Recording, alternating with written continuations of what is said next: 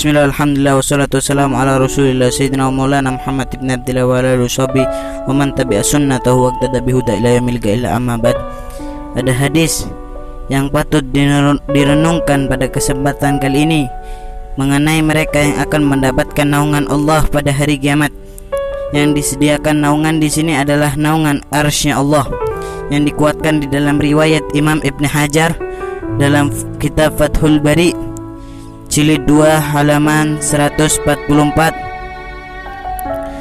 Pada hari kiamat di dalam Al-Quran digambarkan sangat menakutkan. Semuanya menyelamatkan diri masing-masing tanpa memperdulikan keluarga dan anak sendiri. Pada hari itu pun digambarkan sangat panas sekali. Matahari yang dulunya terasa jauh di atas langit pada hari itu terasa dekat. Namun di dalam hadis Nabi Muhammad SAW beliau menyebutkan bahwa ada 7 golongan yang mendapatkan naungan Allah Subhanahu wa taala di saat tidak ada naungan lagi pada hari kiamat. Hadisnya an Abi Hurairah radhiyallahu anna Nabi sallallahu alaihi wasallam qala sab'atun yudilluhumullahu taala fi dhillihi yauma la dhilla illa dhilluh. Dari Abi Hurairah radhiyallahu beliau Nabi Muhammad SAW beliau bersabda, 7 golongan yang dinaungi Allah di dalam naungannya pada hari di mana tidak ada naungan kecuali naungannya.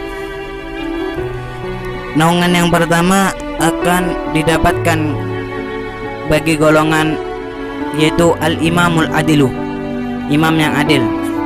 Pemimpin ini bersikap adil dalam hal amanat, ia benar-benar mengembangkannya dengan baik, tidak melampaui batas dan tidak meremehkan keadilannya, tidak beralih pada harta dan tidak beralih pada kesenangan dunia.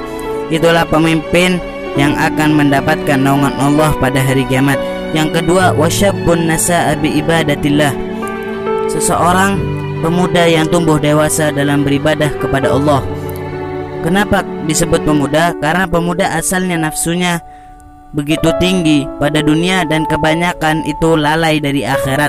Kalau ada pemuda yang rajin berjamaah di masjid, rajin menghadiri sholat fajar, akhlaknya pun bagus, dialah pemuda yang jadi harapan akan mendapatkan naungan Allah pada hari kiamat. Yang ketiga, warajulun qalbuhu mu'allikun fil masajid, seseorang laki-laki yang hatinya bergantung kepada masjid. Yang dimaksud di sini adalah laki-laki. Mengapa kok tidak perempuan? Karena perempuan lebih layak sholat di rumah, sampai pun untuk sholat 5 waktu. Wanita lebih utama mengerjakannya di rumah dan pahalanya lebih besar. Sedangkan laki-laki tempat sholatnya itu di masjid. Laki-laki yang hatinya terkait dengan masjid adalah yang biasa menunggu sholat setelah sholat. Misalnya ia menunggu waktu antara maghrib dan isya dengan berada dalam majelis ilmu, dengan mendengarkan kajian Quran atau hadis Nabi Muhammad SAW. Yang keempat, warujulanin tahabba fillahi ijtima'a alaihi wa tafarraqa alaih, 2 orang yang saling mencintai di jalan Allah, keduanya berkumpul karenanya dan berpisah karenanya. Yang dimaksud adalah mereka yang berteman karena Allah, sehingga teman yang dipilih adalah karena tertarik pada kesalehannya, bukan tertarik pada dunia dan hartanya. Pertemanan tersebut dibangun di atas iman sampai maut menjemput. Yang kelima, wa rajulun da'athu imra'atun dhatu mansibin wa jamalin faqala inni akhafullah, seseorang laki-laki yang diajak berzina oleh seorang perempuan yang mempunyai kedudukan lagi cantik, lalu laki-laki ini berkata, aku benar-benar takut kepada Allah. Ada wanita yang kaya raya, terhormat dan begitu cantik, ia menggoda dan mengajak laki-laki untuk berzina, namun karena takut pada Allah, laki-laki tersebut tidak melakukannya.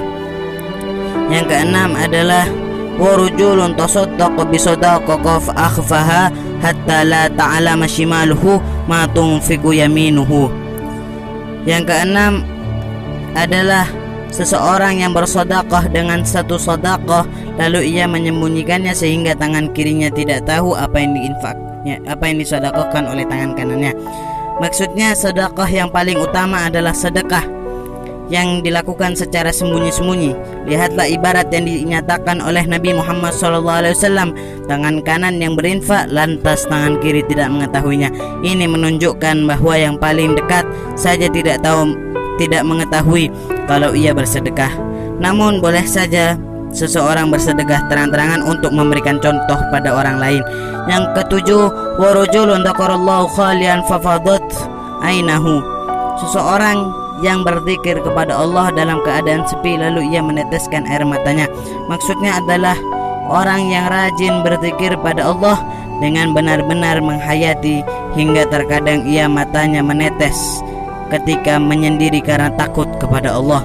Dikatakan ia berzikir seorang diri ketika sepi, menunjukkan bahwa zikir lebih utama disembunyikan karena lebih akan terjaga dari riya. Semoga Allah menggolongkan kita masuk dalam 7 golongan di atas yang tidak ada naungan kecuali naungannya. Amin amin ya rabbal alamin.